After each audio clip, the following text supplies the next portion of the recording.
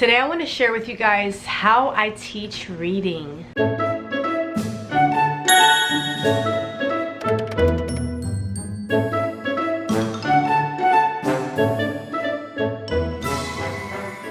Hey guys, it's Bonnie from Mrs. Mom's Homeschool and welcome to my channel. And if you're new here, I'm a homeschooling mom since 2012 and I share videos to help you on your homeschooling and motherhood journey. Today I want to share with you guys how I teach reading. I'm going to show you the resources that I use and it should be a nice quick video for you.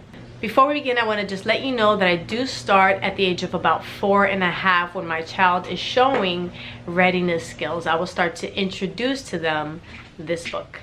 So the first thing that I use to teach my children to read is teach your child to read in 100 easy lessons. Now I tried different curriculums for preschoolers that teach letter recognition first, and they didn't stick as well as this book. I do start this book early, but I break up the lessons to shorter lessons, and I try to make it fun by offering incentives to my children because they do find the lessons a little boring.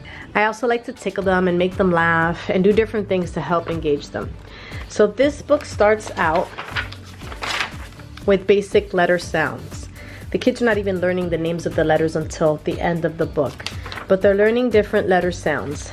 They begin by saying the sounds slowly and then saying them fast in little games.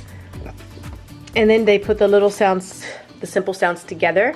They're learning how to sound out words. For example, here it says say the sounds. So I may say run, and then say it fast, run. So I will have the child repeat after me. And then in this way of learning how to read, they're learning how to sound out every letter of the word. They have different markings here so the child knows that these are long vowel sounds, and at the end of the book they gradually start to remove them. So when you get to the middle of the book, you can see there's more words here. They also use sight words that cannot be sounded out for the kids to learn. Not all of the sight words, but like the most common ones that they use in the stories here. Once you get to the middle of the book, the child is going to have a short story to read. And all the letters are lowercase at this time.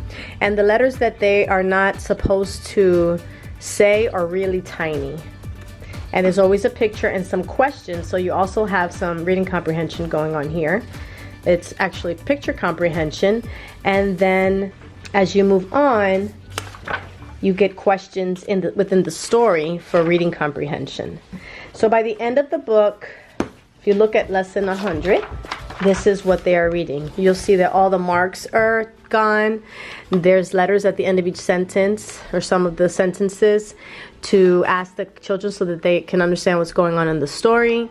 They introduce what the punctuation marks and quotation marks are and why they're there and what to do when you see one. And it starts to capitalize the letters, so you see this is like a paragraph. And so by the end of this book, children are on a 2nd grade reading level. So this is the first thing that I do. Once this entire book is complete, I'm going to show you what I do next.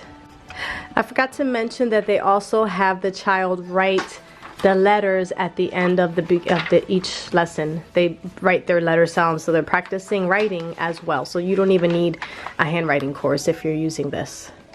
Next thing I do is I jump into the good and the beautiful language arts. Now, since by the time the kids are finished this book, they're already on a 2nd grade reading level, I don't have to do every lesson in here.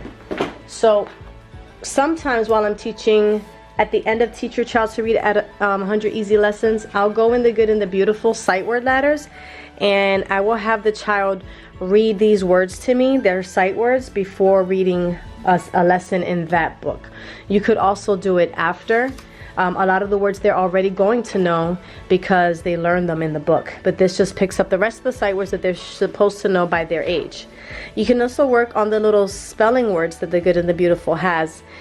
This is helpful in teaching them to write once they learn how to write other letters, learning how to spell, because once they're learning to read, they're really interested in writing sentences and words and things like that. So why not start teaching them the little spelling words? And I'm going to make another video on how I practice spelling with my kids as well.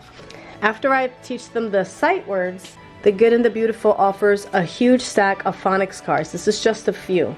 Now, you don't need to use this specific curriculum. You can get a sight word list off of the internet, and you can get some phonics cards at the Dollar Tree.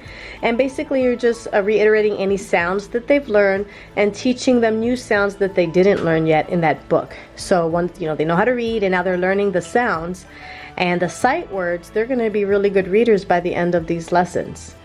And we just practice these cards for 5 minutes every day. There's a whole bunch of different ones.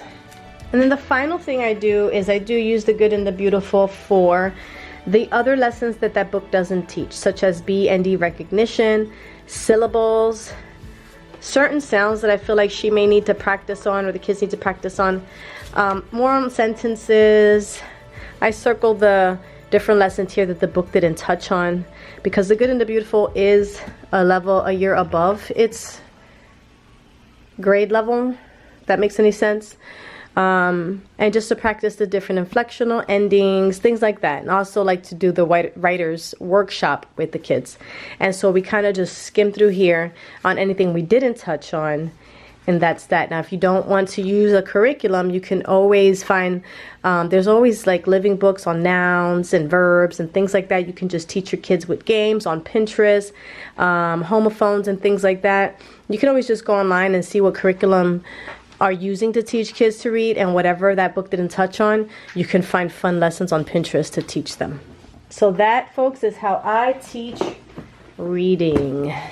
After learning all of those things, in between learning all those things, and then definitely after, the last thing we do is practice reading. So in between those lessons, because I have the Good and the Beautiful, they have little sight word books that I have my kids read. They also have a reader, and they also have other little mini books that you can buy from their websites. And you can just, if you don't want to do their whole curriculum, you can just buy the reader, and you can just buy the little sight word books. But you can also, at the end of the Teach Your Child to Read book, there's a list of beginner books that you can get those all from the library, or purchase those for your kids. And what I do is I have a little book basket here and a bean bag, my deflated bean bag. And here they have some of the Good and the Beautiful sight word books, and then this is a box of beginner books, and then these are just easy to read books, easier to read books. These are not ones that are on the list. I have those. I have to pull them out from wherever my daughter put them, but they go in here. And then they even have these books here, which they may not be able to read yet, but they're me readers. So this reads it for them, and the kids can go along with it by using this me reader. I'm going to link this in the description below. These are really cool. It basically, you pick the book. Each page has a symbol, and it reads you the words on there, and then it has that little thing tells you when to press the next button and when to flip the page. So that's pretty awesome. Hey, if you found this video helpful, please make sure to share it with someone else you think may benefit from it. That would help me out a lot. I want to thank you guys so much for watching, and I will see you in the next video.